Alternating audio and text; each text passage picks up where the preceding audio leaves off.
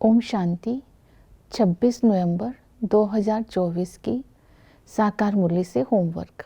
आज की मुरली से हम लक्ष्य लेंगे, लक्ष्मी नारायण जैसा ऊंच पद पाने के लिए संपूर्ण पवित्र बनने का पुरुषार्थ करना है।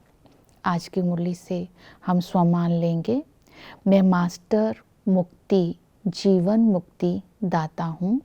बाप की याद से अपनी संपूर्ण स्थिति बनाकर शक्तिशाली सतो प्रधान वाइब्रेशन से प्रकृति को परिवर्तन कर रहे हैं और आत्माओं को, मनुष्य आत्माओं की वृत्तियों को परिवर्तन कर मुक्ति और जीवन मुक्ति का अनुभव करा रहे हैं। आज की मुरली से रिफ्लेक्शन करेंगे, हमारी चलन दैवी चलन कहाँ तक बनी है, किसी प्रकार का आसुरी चलन तो नहीं है। दूसरी अपने अंदर चेकिंग करेंगे, जब बाप की याद में बैठते हैं तो बुद्धि कहीं और तरफ तो नहीं जाती। हम अपने स्टेटस को चेक करेंगे, स्टेज को चेक करेंगे, हम महारथी कहाँ तक बने हैं। 3 कैटेगरी बाबा ने बताई, महारथी, घोड़ेसवार और प्यादे। मेरा स्टेज कैसा है, मैंने कहाँ तक अपनी उन्नति की है, ये रिफ्लेक्शन अंदर करेंगे और पुरुषार्थ करेंगे। पहला पुरुषार्थ है याद की यात्रा का। तो बाबा ने कहा, याद की यात्रा में रहना है, अपने को पावन बनाना है, पवित्र बनकर पवित्र दुनिया का मालिक बनना है। याद की यात्रा अर्थात इससे योग का बल जमा होता है, अंदर का किचड़ा निकल जाता है, आत्मा को खुशी होती है, पाप कट जाते हैं और इसके साथ जब माया पर जीत प्राप्त कर लेते हैं याद की यात्रा से, और इसी को ही ईश्वरीय माइट भी कहते हैं, रूहानी यात्रा भी कहते हैं। दुनिया में इस जिस्मानी यात्रा तो सभी करते हैं, बाप आकर के ये रूहानी यात्रा कराते हैं जिससे आत्मा की थकावट दूर हो जाती है। याद करने की विधि बताई, पहली विधि है लगन। बाबा ने कहा, अपने को आत्मा समझ सर्वशक्तिमान बाप के साथ योग लगाकर स्वयं को सतो प्रधान बनाकर विश्व का मालिक बन रहे हैं, इस स्मृति में रहना है। इस तरह सारा दिन बाप की याद की तात लगी रहे, इसे ही रूहानी यात्रा कहते हैं। और संबंधों का रस लेते रहना है। पिता के संबंध से इस संगम पर बाबा हमें बहुत धनवान बनाते हैं, बहुत मलकियत मिलती है। इसके खुशी और नशे में रहना है कि हम लक्ष्मी नारायण जैसा ऊंच पद पा रहे हैं। वही टीचर बन करके हमें पढ़ाई पढ़ाते हैं। इस पढ़ाई को पढ़ने से हम समझदार बन जाते हैं, सियाने बन जाते हैं। इतनी ऊंच पढ़ाई, पढ़ाने वाला भी ऊंच है, पढ़ाई भी ऊंच है, इसलिए एम ऑब्जेक्ट को अपनी बुद्धि में रखना है। पढ़ाई अच्छी रीति पढ़नी है, इस पढ़ाई का रिटर्न हमें नई दुनिया में मिलता है। लेकिन जिसने 84 जन्म पूरे नहीं लिए हैं वो पढ़ाई पर इतना अटेंशन नहीं देगा। तो बाबा ने बोला, पढ़ाई को पढ़ना है और इसको दूसरों को दान देने की सर्विस करनी है, यही सच्ची कमाई है, इसमें थकना नहीं है।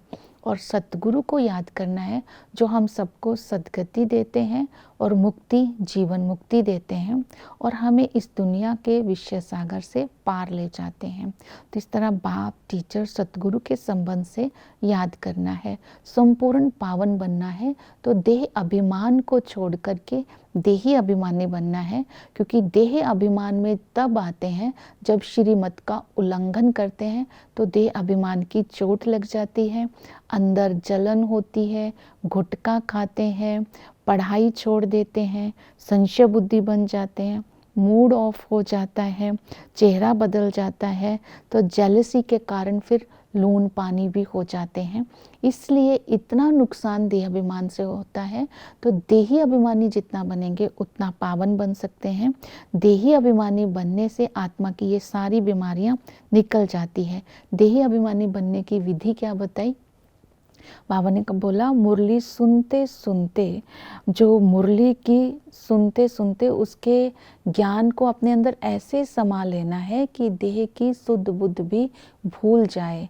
इसीलिए गोप गोपिकाओं का गायन है कि अतीन्द्रिय सुख पूछना है तो गोप गोपियों से पूछो।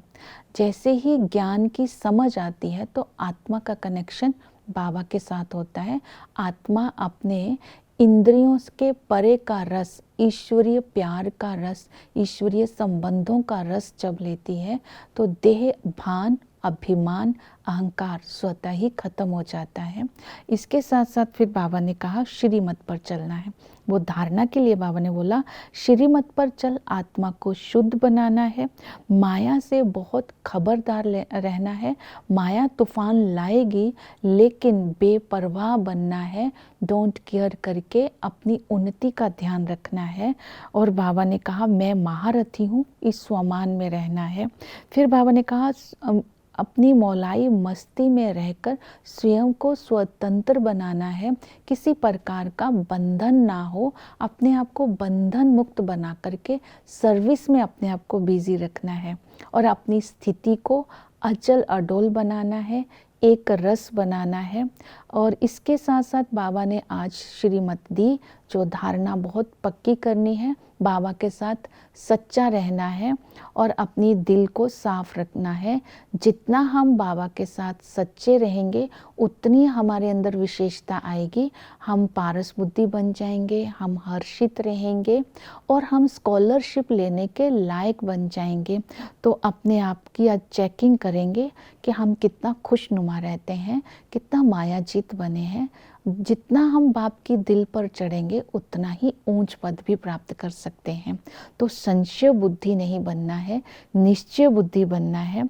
निश्चय बुद्धि आत्मा की विशेषता है, हर्षित रहेगी, कभी मूड ऑफ नहीं होगा और कभी लून पानी नहीं होंगे।